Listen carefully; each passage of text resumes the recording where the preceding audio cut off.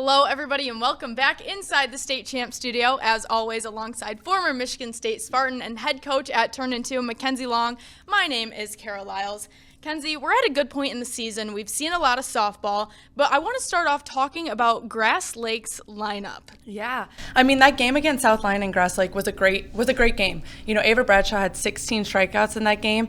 The thing about Grass Lake is they only got 5 hits on the game, 3 in a row by 2 doubles. But the thing that really makes Ava shine is the fact that she was able to strike 2 out right after giving up back-to-back hits. You know, Grass Lake's lineup is super strong, so her ability to keep them at bay was awesome job by Ava.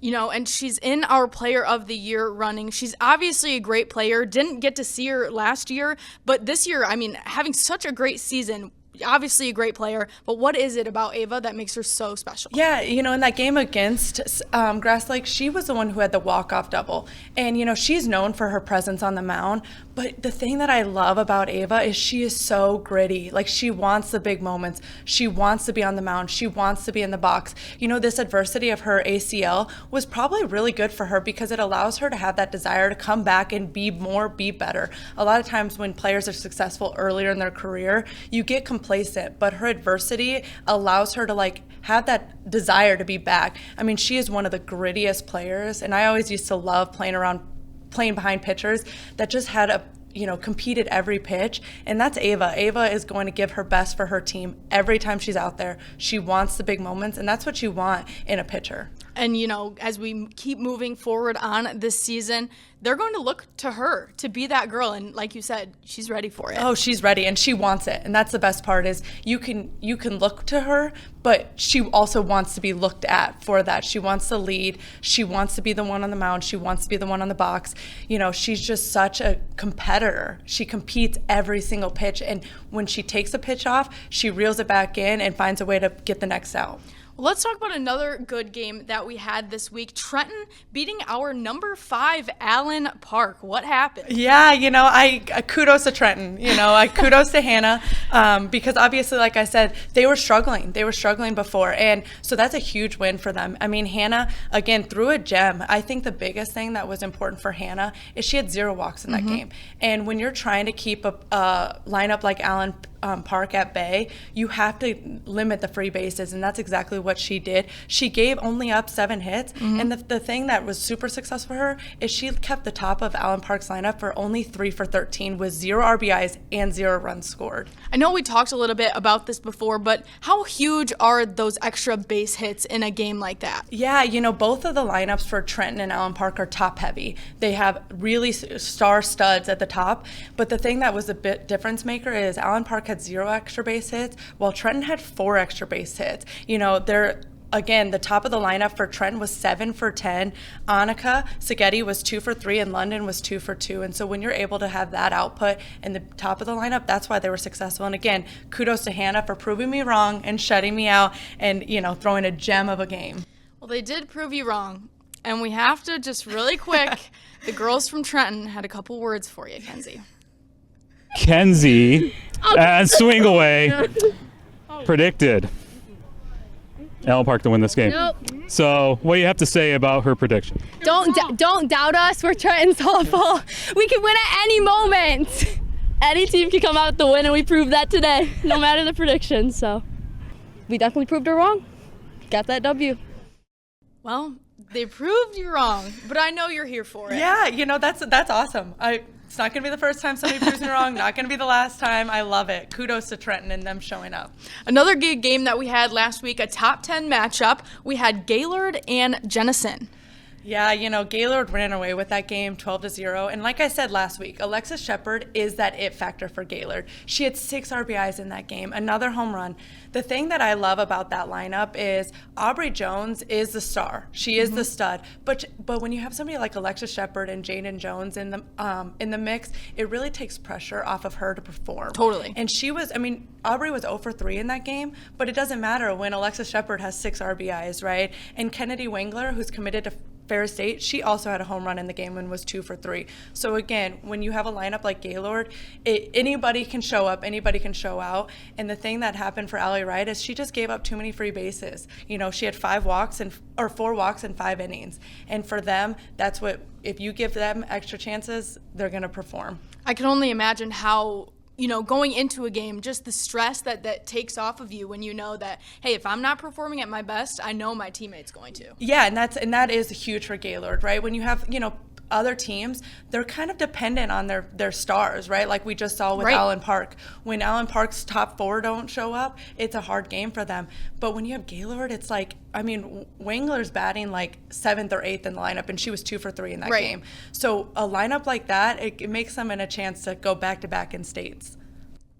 Well, this week we have some changes to our top 10 list. Look at it. They're coming in at number 10, Grass Lake. Yeah, you know, Grass Lake, they have Olivia Turner, right? But they have people around her. And one of the things that I love is Olivia Turner's getting walked a lot this year, but they have the people around her that's performing. I mean, Emily Brown is doing a great job. There's just a lot of really, really good players. And they have a young pitcher in Morgan Conrad that is showing up for them and proving that she can obviously put like a South Lyon. She's only allowed 3 runs. And so when you can do that, they deserve to be in our top 10. We just talked about the importance of having, you know, teammates around you that can perform as well, and they're kind of the epitome of that. Yes, I mean, no doubt. Again, they have a really strong lineup, 1 through 9, and it just really helps. Their extra base hits, they score a lot of extra base hits, and like we just said, that's kind of the difference maker. Is it's hard to, when you are facing a lot of really good pitchers, it's hard to string back hits after hit after hit,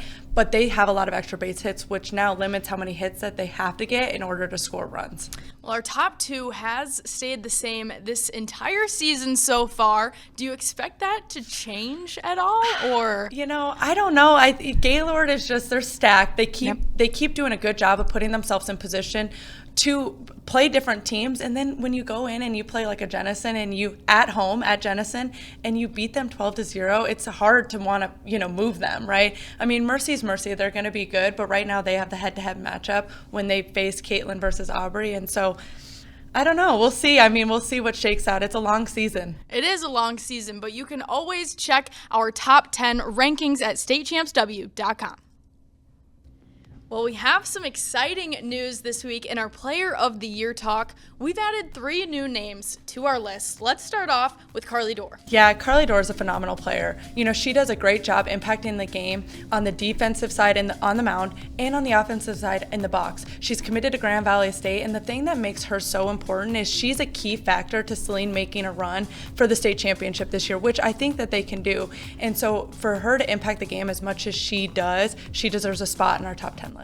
Another new name to our list is Mia Tribal. What do we think from her? Gosh, Mia is a competitor in the box. She is one of the best pure hitters that I've ever seen. She knows how to shorten it up. She knows when she needs to go big. You know, against Lake Orion, she was 4 for 4. Against Caitlin Plazzi, she was 2 for 3. She just knows how to shorten up and put the ball in play. Her bat to ball skills is phenomenal, and you know, she deserves a spot again for us. And that last new name on our list is Gaylord's Aubrey Jones. Yeah, Aubrey Jones, man. And she is phenomenal. She's committed to Oklahoma State. And the thing that makes Aubrey Jones so great is if she's impacting the game, it's either offense, defense, or both, right? She's on the mound. And the thing that I love about Aubrey is, and that people don't know, is she's a middle infielder. She's committed to being a middle infielder, yet she's one of the top pitchers in our state. And again, you know, she's leading. She has 10 home runs on the year already. She's just constantly putting together quality appearances, and I think that's huge, and she deserves a spot in our top 10. So excited for these 3 new names, and as always, just a reminder, you can always see our list at statechampsw.com, where you can also cast your vote for your favorite player, and just a reminder, whoever is leading that online vote will never be removed from our top 10 list. We've got a busy week of softball, some great games, some great tournaments on the schedule for this week. Starting number 5, we have Dakota taking on Lake Orion on Wednesday. Oh my gosh, I'm excited for that game. You know, you have Gracie Maloney versus Riley Limburger on the mound. The thing and the key about that game is the free bases, right? Both of them struggle with giving free bases early in the game, so we can tell right away who's going to be on, whether it's Gracie or it's Riley, based off their first inning. And if they can have a dominant first inning, then that's going to be the difference maker for them. Gracie's in our top 10, and so this is going to be a great game for her to show up and show out, not just in the mound, but on the box. Yep. Another great game that we have, South Lyon round robin on Saturday. So many good teams. And you had a great point about Mercy being in this round robin. Yes, I love that Mercy's challenging themselves early. Last year they lost to Heartland 1-0. And so now they're putting themselves in a position to play really tough teams, quality pitching like you have in South Lyon's Ava Bradshaw, right? Quality hitting like you have in Allen Park's lineup. And they're putting themselves in a position where they're going to be ready come districts and regionals versus last year when they didn't have as tough of a schedule. I do love that for them, and I'm excited for that round robin. You have two really great pitchers, and you have an awesome lineup. You know, like you mentioned, even if you do make it that far, and I feel like they kind of maybe got stung a little bit once they got to state, but now they know that you can't just walk in there. Yes, and I think the key for them is you can't just rely on Caitlin Palazzi, right? Caitlin Palazzi in that game last year, she only gave up one run, and it was off a sun ball, right? And so you can't rely on her because she can't do everything. But so for her and for them is how can they find ways to score runs? And I think when they are able to score runs and take the beating like they did against Gaylord, right? And then now these 3 games, it's like, how can we score runs? And that's going to allow Caitlin to throw her best. Yep. And so I think that's going to be huge for them in their run to states. It's all about learning at this point, isn't it? It's just going out there and kind of feeling out the vibe of what you got and what other people have as well. Yes, exactly. And again, having your stars show up, right? So Allen Park's the big 3, you know, Mac, Kylie, and Avery got to show up. And if they don't, usually Allen Park struggles. And so this is good to challenge them as well. Well, another huge tournament happening this week is Anchor Bay's tournament. What do you know about that? Yeah, I'm excited for that tournament. You have Lake Orion, you have Saline, you have Heartland, you have Walled Lake Northern in that tournament. So again, it's going to be a really good tournament to see depth. That's what I like about tournaments is you can see depth because when you get to districts and regionals, you have to play 2 games in a day to be able to win. And so this tournament is going to allow them to see depth. It's going to allow them to put themselves in a good position to kind of get into a rhythm and with each other. And so I do like this tournament. I think this is going to be a big tournament for Saline. You know, I think Saline is going to be challenged a little bit, but it's going to also show their pitching depth, which I love. Well, we're excited to see how these games, these tournaments play out. And as always, catch us next week where you've got scores, games, and everything that happened the week before, and also games to look forward to. And as always, we hope that those bats stay hot. And the fielders keep turning too. Swing Away is presented by Lawrence Technological University. Be curious, make magic. Swing Away is also presented to you by Turn Into Softball. Continue to dream big and invest in development. Visit our website at turnintomi.com. The Michigan High School Athletic Association, promoting the value and values of educational athletics. The Michigan Army National Guard, a proud sponsor of the MHSAA. And the Detroit Athletic Club Foundation's Michigan High School Male and Female Athlete of the Year Award.